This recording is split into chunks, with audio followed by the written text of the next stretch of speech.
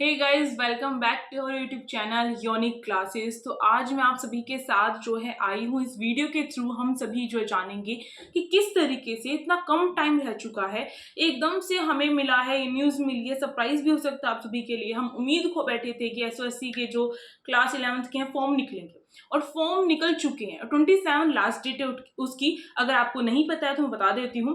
देखो, इसमें जो है फिर अब इतने कम टाइम में हम कैसे तैयारी करें। अब कुछ स्टूडेंट्स कहेंगे मैम टाइम टेबल बता दो, कुछ स्टूडेंट्स कहेंगे मैम कुछ स्ट्रेटजी बता दो। तो ऐसा पूछ रहे थे कमेंट बॉक्स में, काफी सारी कमेंट आ रही थी और उसी को लेकर मैं आप सभी के लिए वीडियोस लेकर आ रही हूँ। तो अब जो है बात ये आती है कि आपको अपना सिलेबस कवर करना है और कहीं ना कहीं अगर मैं बात करूं, अब मैं बता रही हूँ किस तरीके से करना है। तो कहीं ना कहीं आप सभी ने जो है अपना क्लास 10th जो है वो क्लियर की है, तो कहीं ना कहीं आपने कुछ ना कुछ तो पढ़ा होगा ना कि आपकी 10th क्लास पास हो चुकी है ना। कुछ ना कुछ तो पढ़ा होगा और मैं यही कहूँगी क्लास 10th का सिलेबस करना है आपको इसमें। अब क्लास 10th का सिलेबस करना है, जो भी डोमेन है उसे अच्छे से कवर करना है। अगर आप एसओएससी में जाना चाहते हैं और जो कोई भी स्ट्रेटेजी है या फिर कुछ भी जानना चाहते हैं, तो सबसे बड़ी बात मैं आप सभी को यही बताऊंगी कि अपना जो डोमेन है ना उसका सिलेबस कवर कर लो। डोमेन अच्छे से कवर करो। अब डोमेन में कुछ स्टूडेंट्स कहेंगे मैम डोमेन जैसे कि अब देखो ह्यूमैनिटीज है, तो ह्यूमैनिटीज का मेन डोमेन क्या रहेगा, उसका मेन सब्जेक्ट क्या रहेगा, उसका स्पेसिफिक सब्जेक्ट कह सकते हैं हम उसे, वो उसका एसएसटी रहेगा। अब स्टेम की बात करें तो उसमें साइंस में जैसे फिजिक्स हो गई, केमिस्ट्री हो गई, है ना, ये हो गया। और एएफपीएस जो है उसको लेकर अगर बात करें तो उसका मेन डोमेन ऐसा नहीं है कुछ खास, उसमें रीजनिंग वगैरह आती है, उसका सिलेबस डिस्कस करेंगे, थोड़ा डिफरेंट सिलेबस सबसे अलग है। तो मेन चीज अगर मैं निकाल के देखूं इन तीनों में, मतलब 4 हो जाते हैं स्टेम का, 2 पार्ट्स में डिवाइड है स्टेम, तो 4 हो जाते हैं। तो उसको अगर मैं देखूं तो ये बात समझ में आती है कि आपको जो है रीजनिंग जो है कॉमन रहती है इन सब में, और रीजनिंग आती है मेंटल एबिलिटी जिसे कहते हैं। और उसमें चेक किया जाता है कि स्टूडेंट्स जो है किस तरीके से कौन सा लॉजिक लगाएंगे, और यहाँ पर हमारी जो थिंकिंग लेवल है उसको चेक किया जाता है।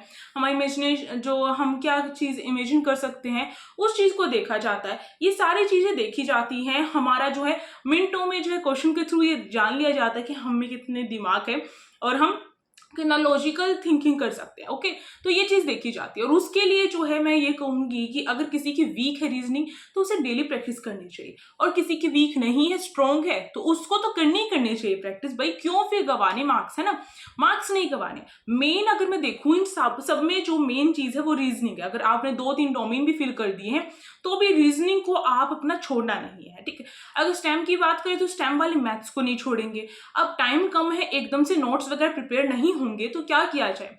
देखो, एक तो मैं पहले आप सभी को बता दूं, जैसे ह्यूमैनिटीज का तो नया ही डोमेन आया है, उसके लिए जो भी चीजें होंगी ये यूनिक क्लासेस पर प्रोवाइड की जाएंगी, डोंट वरी। और स्टेम के लिए तो करी ही जाती है।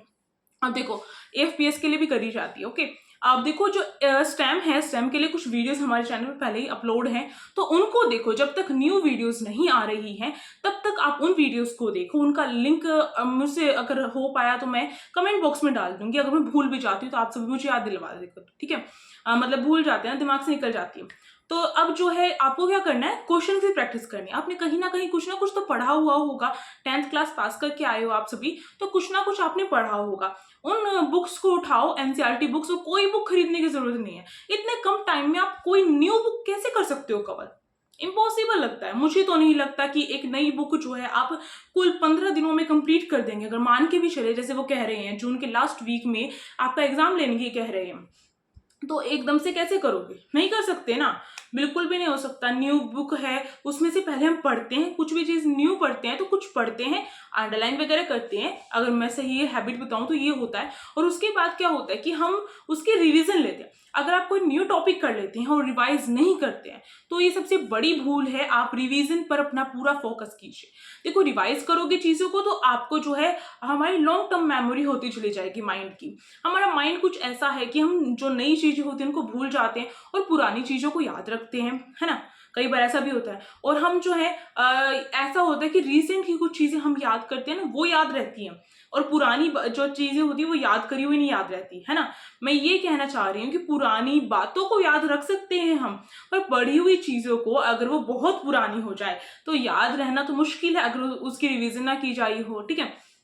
तो रिवाइज करना बहुत इंपॉर्टेंट है गाइस। रिवाइज करोगे तो आपके जो है सिलेबस जो है बहुत अच्छे तरीके से कवर होगा। अब प्रीवियस पेपर्स वगैरह तो कुछ होते नहीं है इनके, तो इसके लिए आपको क्या करना है, आपको एमसीक्यूज जो है वो करने हैं। चाहे आपका खुद का सपोर्ट मटेरियल है वहां से करो आप कवर, चाहे आप कोई जो वेबसाइट वगैरह है वहां पर देखो बहुत, क्योंकि अभी तो जो है आपके एमसीक्यूज भी आते थे ना आपके बोर्ड्स के एग्जाम में, तो एमसीक्यूज कवर करो, अच्छे से एमसीक्यूज करो। तो एमसीक्यूज की प्रैक्टिस करोगे, जितनी करोगे उतना ही कम कह सकती हूँ मैं। आपको ज़्यादा से ज़्यादा एमसीक्यूज की प्रैक्टिस करनी है और उसके थ्रू आपको क्या करना है, अपना सिलेबस भी कवर करते हुए चलना है। और सिलेबस में ये नहीं कि सब कुछ कवर करोगे, इतने कम टाइम में सब कुछ कवर करना तो इम्पॉसिबल है। मैं इंपॉर्टेंट टॉपिक्स की वीडियो लाऊंगी, उन टॉपिक्स को कवर करना है, कोई भी टॉपिक छोड़ना नहीं है। एक बार आपको जो है उससे गो थ्रू हो जाना है और उसके बाद आपको जो है मेन टॉपिक जो होते हैं ना वो टॉपिक कवर करने हैं। ओके, तो मैं आप सभी के लिए लाऊंगी सिलेबस की जो इंपॉर्टेंट टॉपिक्स हैं उनकी, और एग्जाम पैटर्न को समझो, क्या क्या चीजें पूछी जाती हैं उनको समझो। पुराने के अकॉर्डिंग ही चलना पड़ेगा, पता नहीं नया कब रिलीज होगा, नो आइडिया। तो इसलिए मैं आप सभी को यही कह रही हूँ कि आप जो है डेली रूटीन अपना बना लो कि आपको कंटिन्यू करनी है पढ़ाई। ऐसा नहीं है कि एक दिन छोड़ दिया, एक दिन पढ़ लिया और हो गया काम, नहीं, ये चीजें नहीं चलेंगी। आपको अब जो है कुछ आगे बनना है, ठीक है, एसएससी में जाना है तो कुछ ना कुछ तो करना पड़ेगा। और कुछ करने के लिए, हम कुछ पाना चाहते हैं तो उसके लिए हमें बहुत कुछ सेक्रीफाइस करना पड़ता है। आपके फ्रेंड्स जो है अभी मजे जो कर रहे होंगे, जिनके एडमिशन जो है एसएससी में नहीं ले रहे हैं तो वो मजे कर रहे होंगे। तो आपको जो है मजे कब करने हैं, जब आप अपनी मंजिलों को हासिल कर लो। ओके, तो सबसे बड़ी बात है खुद को मोटिवेट रखना। अगर कोई दूसरा कहता है कि तुमसे एग्जाम नहीं हो पाएगा, उसे कहो भाई ठीक है नहीं होगा, मेरा नहीं होगा ना, ऐसे करके बोलो। ठीक है, जब हो जाएगा ना तो फिर क्या बात है, उनसे बोलो ही मत, छोड़ो उसे बोलना। ठीक है, एक तो होते हैं डिमोटिवेट करते हैं हमें, उनसे दूर ही रहो। ठीक है, तो ये चीजें ध्यान रखनी है, रिवीजन करते हुए चलना है, रिवाइज करना है सिलेबस को, आपके इंपॉर्टेंट टॉपिक जो है उनको रिवाइज करना है।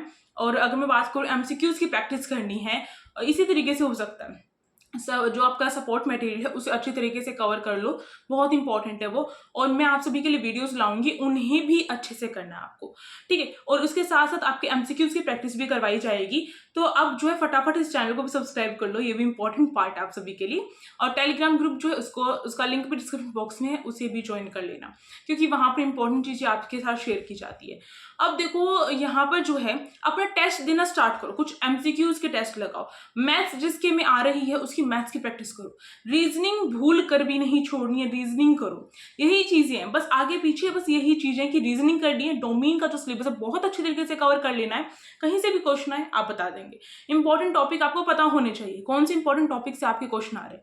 और ये कहीं ना कहीं हमें खुद भी पता चल जाता है, क्योंकि अभी आप सभी 10th के बोर्ड्स के एग्जाम भी देकर आए हैं। नहीं पता है तो मैं हूं ना बताने के लिए।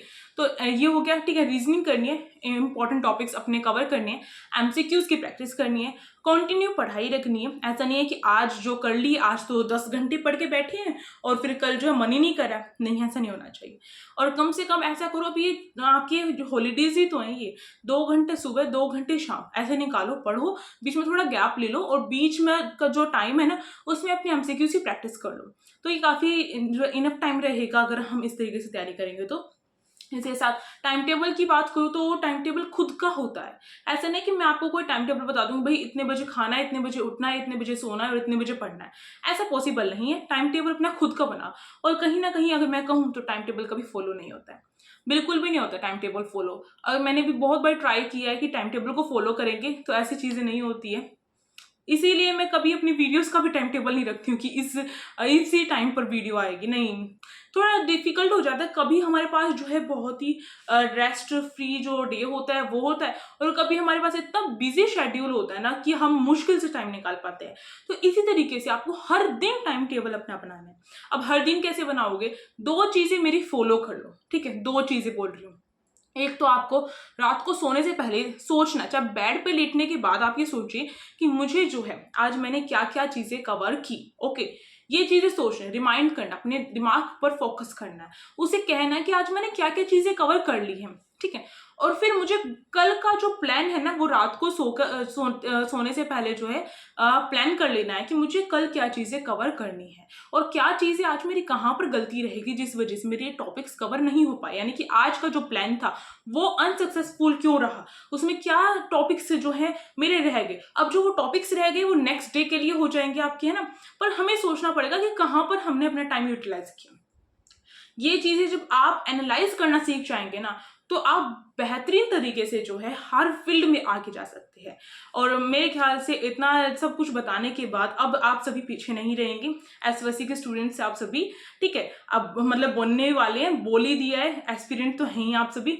तो अब जो है फटाफट से तैयारी पर लग जाओ, किसी का वेट मत करो, ठीक है। मेरी पुरानी वीडियोस देखो, फटाफट उनसे तैयारी करनी स्टार्ट करो। इतनी वीडियोस हैं, रीजनिंग की इतनी सारी वीडियोस अपलोड है, तो फिर देर किस बात की है, देरी नहीं करनी है। और आती रहेंगी वीडियोस तो आप सभी के लिए, और जो भी चीजें नई मैं आप सभी के साथ बता रही हूँ, शेयर कर रही हूँ, उसको फॉलो करना है। बस फॉलो करो जो ये मैंने बताया ना लास्ट टाइम में, जो चीजें मैंने बताई है ये बहुत इंपॉर्टेंट है। अब जो नेक्स्ट वीडियो मिलेंगे, अगर वीडियो अच्छी लगी तो like share and subscribe. Thank you for watching this video. और टेलीग्राम ग्रुप का लिंक डिस्क्रिप्शन बॉक्स में है, और इसके साथ ही कमेंट बॉक्स में आप सभी के लिए जो है कमेंट बॉक्स ओपन किया गया, जाकर आप कमेंट कर सकते हैं। Thank you for watching this video.